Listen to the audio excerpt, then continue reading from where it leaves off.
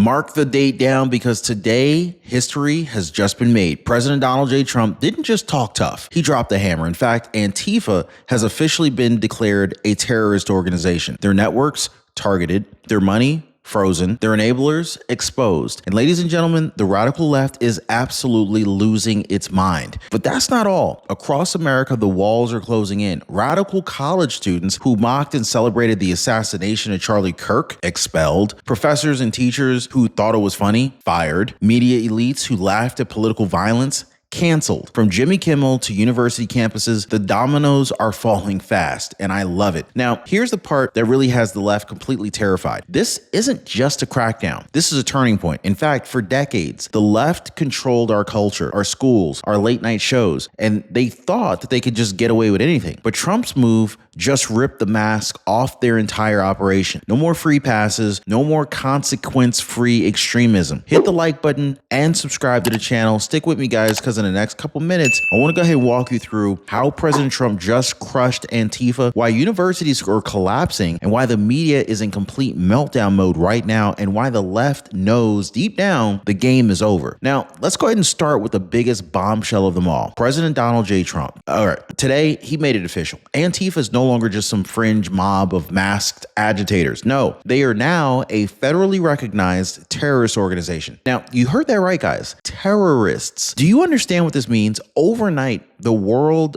collapsed, or at least their world collapsed. Their bank accounts frozen, their fundraising efforts and fundraising networks investigated. The FBI's counterterrorism units, these are the same ones that hunt ISIS. They're now unleashed on Antifa. And here's the kicker. Trump didn't stop there. He vowed to go after their funders, George Soros, dark money NGOs, international backers suddenly in the crosshairs. This is unprecedented, folks. For decades, the left treated Antifa like their sacred cow. Okay, media called them anti-fascists, universities called them activists, and Democrats winked and looked away. Not anymore, guys. President Trump, he did the unthinkable. He ripped their mask off. The radicals who burned cities, attacked conservatives, and celebrated political violence, they're now being treated as what they truly are, domestic terrorists. And the left, well, they're absolutely terrified. Now, I want to talk about where this crackdown hit the hardest. American universities. Now, for years, they have been the breeding grounds for radicals, safe spaces for indoctrination, but not anymore. The fallout has been absolutely devastating. Students who openly celebrated the assassination of Charlie Kirk, they're being expelled. Texas State University, gone. Texas Tech, gone. And in one case, even arrested. Now, it's not just a handful of bad apples. In fact, over 300 disciplinary actions across campuses nationwide. This is unprecedented in American history. Think about that. For the first time, radicalism on campus is being met with real consequences. And so it all comes back to Trump's move. Universities that once mocked and shielded these radicals are now collapsing under accountability. The days of laughing about violence on social media and walking into class the very next day like nothing even happened. Oh yeah. Those days are over, guys. The tide has turned and the left is panicking because they know that the walls are closing in. Now, when your Medicare coverage fails, it is not you who pays. It's your family who picks up the pieces. That is why I partnered with Chapter. They make sure that your Medicare plan works like a shield, protecting you and your loved ones. One viewer told me, Chapter gave me the confidence that my family wouldn't be stuck with my bills.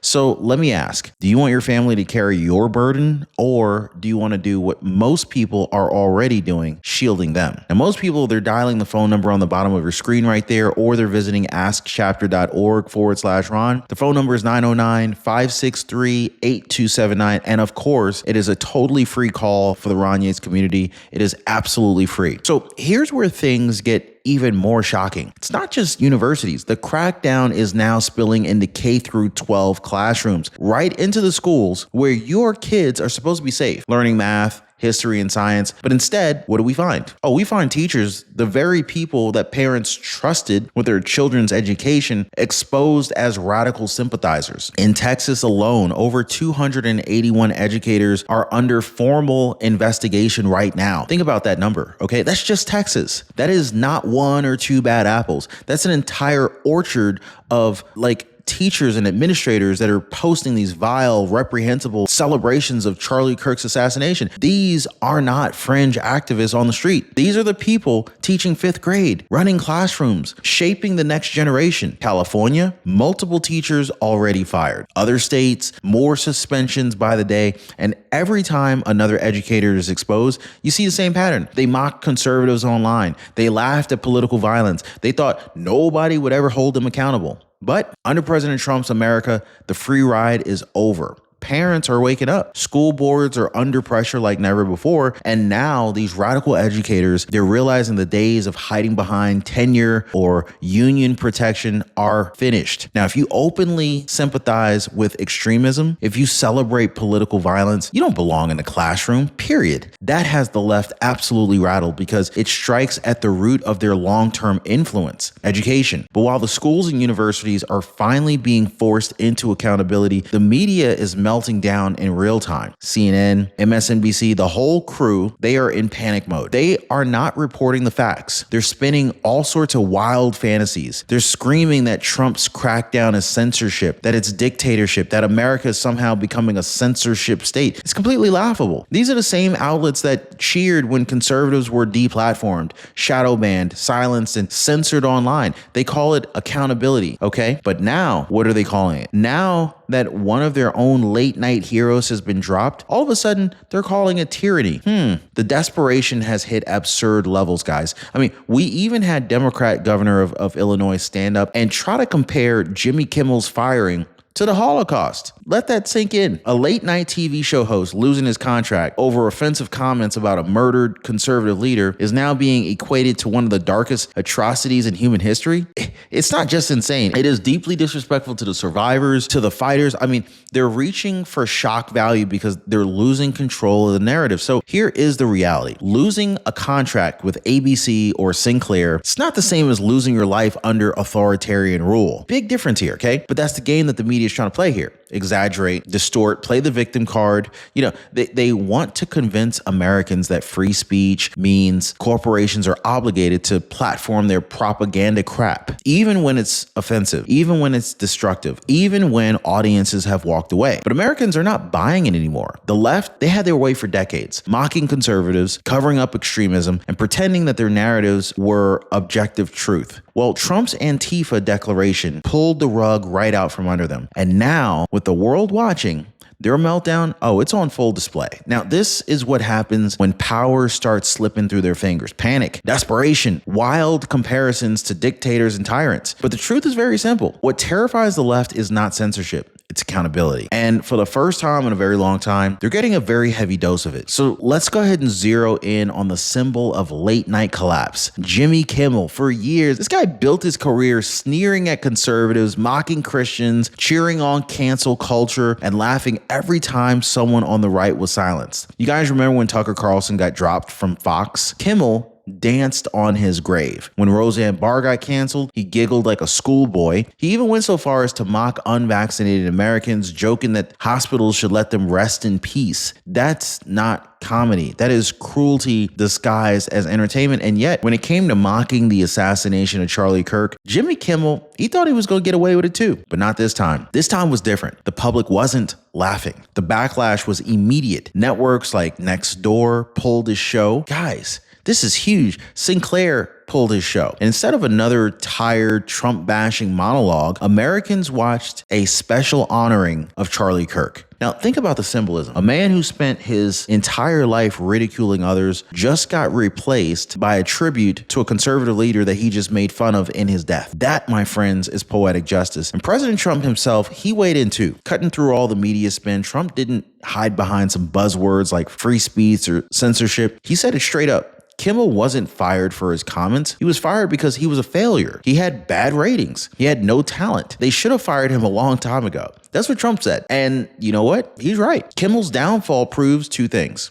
One, the left's loudest laugh track is gone. And two, none of their media darlings are safe anymore. Think about it. If Jimmy Kimmel, with Hollywood, Disney, and corporate media all backing him, if that guy could get tossed aside like yesterday's trash, then anyone on the left could be next. And that's why they're terrified. It's not just about losing a late night show. It's about losing the illusion of invincibility. Now, if you need proof of just how far they've fallen, look no further than Jimmy Kimmel's so-called influence. This guy has like 1.6 million Instagram followers. And when he went live, only 600 people showed up. 600. That's not even a small town football field or a small town football crowd. That's not influence. Like, that's irrelevance. You probably have more people in your subdivision. I mean, compare that to Greg Gutfeld, right? Late night conservative that the media loves to ignore, right? Gutfeld is pulling in millions of viewers night after night after night, crushing the so-called kings of late night. So while Jimmy Kimmel fades into obscurity, Gutfeld is dominating the charts. The contrast really couldn't be any more starker. This is bigger than Jimmy Kimmel, guys. This is the collapse of the left-wing media influence.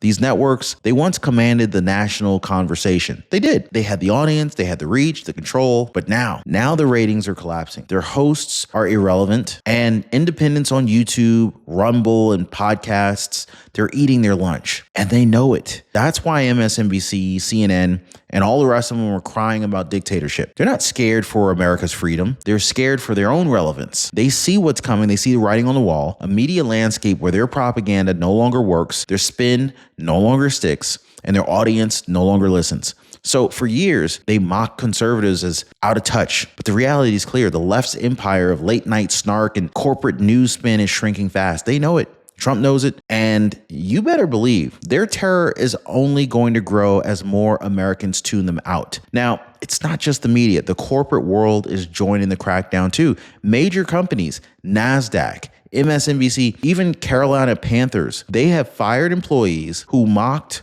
or celebrated Charlie Kirk's assassination. That's right. People who thought it was funny to cheer political violence suddenly found themselves unemployed. Actions have consequences, or at least they do now. And so this isn't confined to the US. Look at the UK. The Oxford Union's incoming student president, they're facing disciplinary action and even a no confidence vote after his own disgusting celebration of Charlie Kirk's murder. Over 200 life members signed a petition to boot that guy out. Now think about that. The ripple effect has gone international. The message is loud and clear. If you side with radicals, if you celebrate political violence, your career and your reputation are done. So this is the cultural shift that President Trump just set in motion for decades. Corporations and universities, they bent the knee to radicals. But now the tide is turning, and for the left, it is a complete nightmare because it proves their cultural power is slipping away. And speaking of nightmares, I want to talk about cancel culture, the very monster that the left created is now devouring its own. South Park had to cancel an episode. Disney, after years of pandering, is now under attack from progressives online who are demanding boycotts. And here's the reality. No one is safe from the woke purity test. You can bend the knee 100 times, but one slip up, one wrong word, and the mob comes for you. Jimmy Kimmel, yeah, he thought he was untouchable. Disney thought that they were untouchable, but the mob eats its own. That's what's happening right now. The left built this cancel culture machine, but now it's turning inward, consuming the very people and the institutions that once fed it. Now, this isn't just collapse. This is cannibalism, and the left knows it, which is exactly why they're terrified. So I want to step back, and I want to kind of remember what set all of this into motion. The assassination of Charlie Kirk, that was the breaking point. For years, the left tried to hide behind labels and protesters, anti-fascist activists, but when radicals openly celebrated the murder of a conservative leader, the mask was ripped off once and for all. That moment, that really exposed the left for what they truly are. Extremists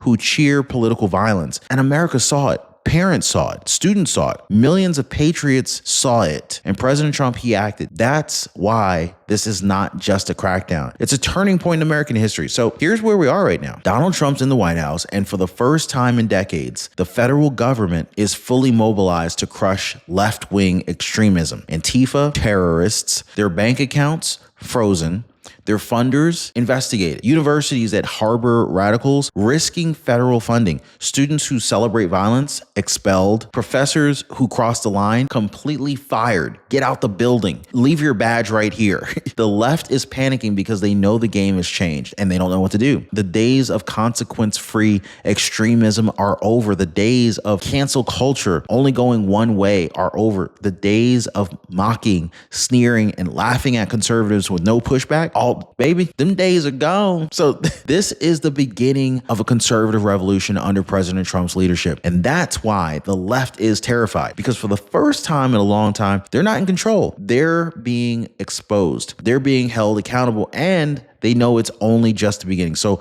buckle up, patriots. The fight just turned. President Trump just crushed Antifa, and the left knows that their empire is collapsing. Like, subscribe, share this video, because the truth is spreading quickly. The panic is real, and together we are making history.